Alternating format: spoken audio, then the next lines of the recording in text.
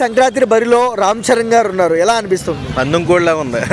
పందెం కోడి వస్తున్నట్టే ఉంది. ఎందుకంటే సంక్రాంతి అంటేనే మన కోడి పందాలు గుర్తొస్తాయి. అలాంటిది రామ్ చరణ్ గేమ్ చేంజర్తో వస్తున్నాడు.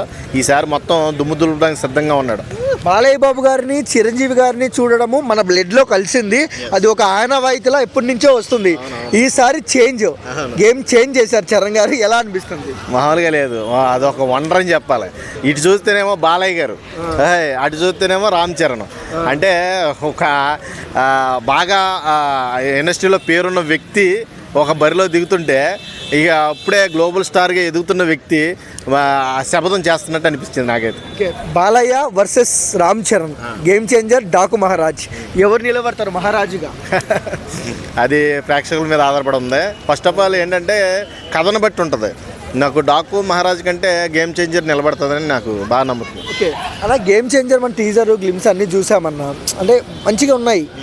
ఎలాంటి ఎక్స్పెక్టేషన్స్ ఉన్నాయి? ఫస్ట్ డే కలెక్షన్ ఎంత రావచ్చు? వేరియేషన్స్ ఉంటాయి. ఎక్స్పెక్టేషన్స్ ఎలా ఉన్నా కథలో చాలా వేరియేషన్స్ ఉన్నాయి కాబట్టి దాని ప్రకారంగా ఎక్స్పెక్టేషన్ పెరుగుతాయి. ఇప్పుడు చూసుకున్నట్టయితే దగ్గరికి వచ్చిన తర్వాత గేమ్ చేంజరే ఎక్కువగా బజ్ క్రియేట్ అయ్యేలా కనబడుతుంది నాకైతే. భారతీయుడు ఫ్లాప్తో ఎంతో కొంత నిరాశతో ఉన్నారు ఫ్యాన్స్, రామ్ చరణ్ గారి ఫ్యాన్స్.